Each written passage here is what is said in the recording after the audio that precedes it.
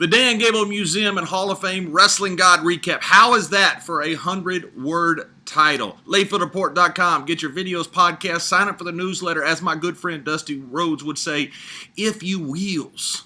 Jerry Briscoe, who I inducted he and his brother Jack Briscoe into the WWE Pro Wrestling Hall of Fame, was there, of course, another Hall of Fame member.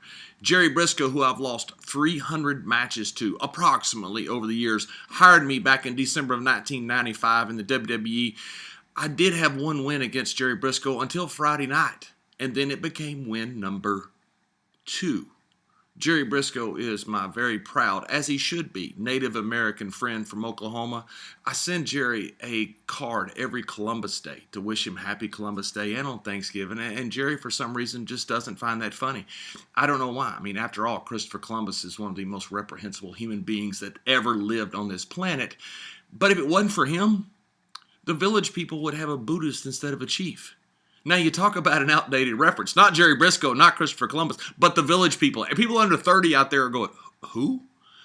Now, for those of you that are saying who about Christopher Columbus, there's not much I can do about you folks. Some great legends there. Larry the Axe Hennig was talking about his great wrestling matches with Andre the Giant.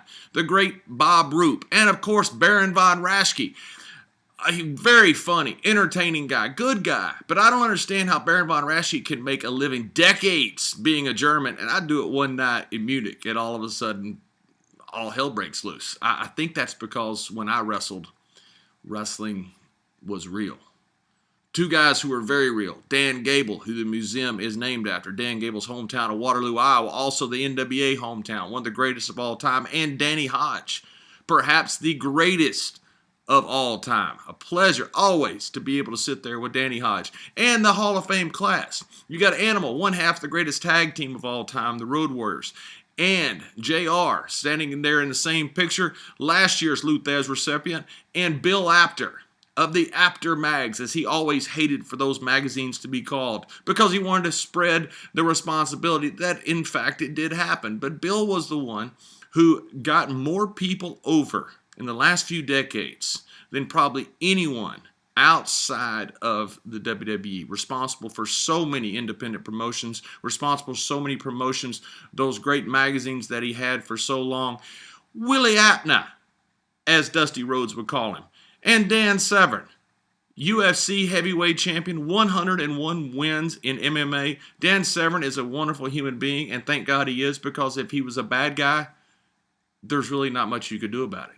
Got to take a picture with Frank Gotch. Frank, as you can see, needs a little suntan. It was a tremendous honor to get the Lou Thesz Award from Charlie Thesz, Lou Thesz's widow. I felt like a big fat kid in a chocolate factory. I felt like I should be paying admission to see all these legends. But a tremendous honor to be in Waterloo, Iowa. If you ever have a chance, you're a sports fan, you will love this museum and Hall of Fame. LayfieldReport.com, and sign up for the newsletter, if you wheels.